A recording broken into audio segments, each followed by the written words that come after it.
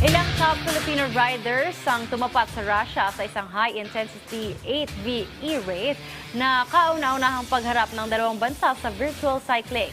May report si teammate Jamaica Bayaka. Ito ang kauna-unahang pagkakataon na kalaban ng Pilipinas ang Russia sa isang 8-8 e-race.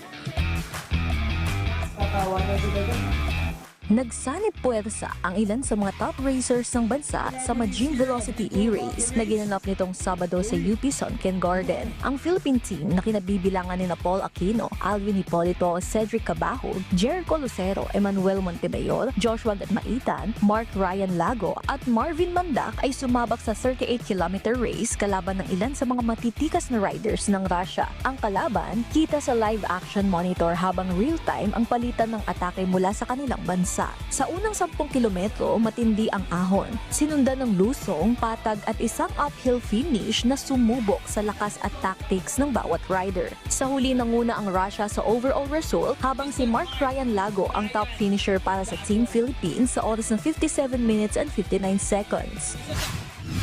Mahirap pala kalabanin ng sa abroad pag ganito sa smart trainer, and yun, ginawa namin ng best namin para habulin yung nasa breakout, pero yun, ayun lang lumabas sa resulta. Sa amin, papetiks-petiks lang yung laro, yung ginawa naming training, pero di rin kami nagpapauli kung sa mga gantong event. Kasama rin sa Best Philippine Riders ang two-time e-race champion Paul Aquino at Jericho Lucero na naghatid ng malakas na performance para sa bansa. Masaya pa rin po kasi kahit papano naka-top 3 pa po. Kasi ibang-iba po kasi yung laro ng smart trainer kumpara sa normal na kalsada. Talagang hindi pwede na free wheel tsaka talagang kailangan tuloy-tuloy yung sipa.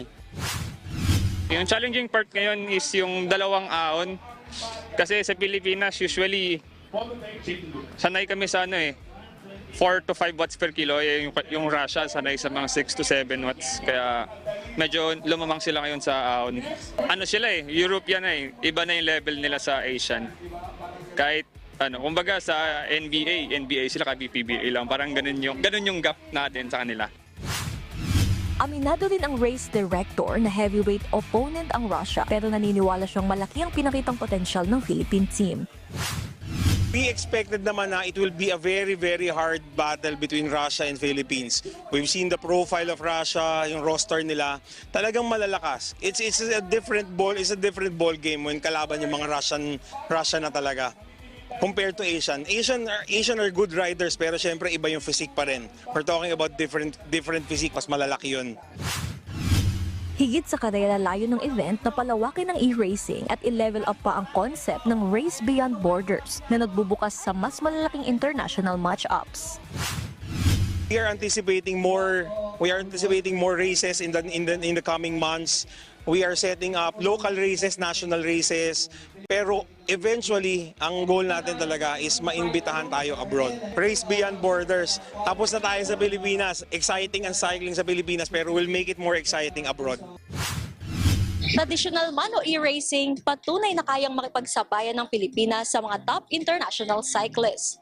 Jamaica Bayaka para sa Atletang Pilipino.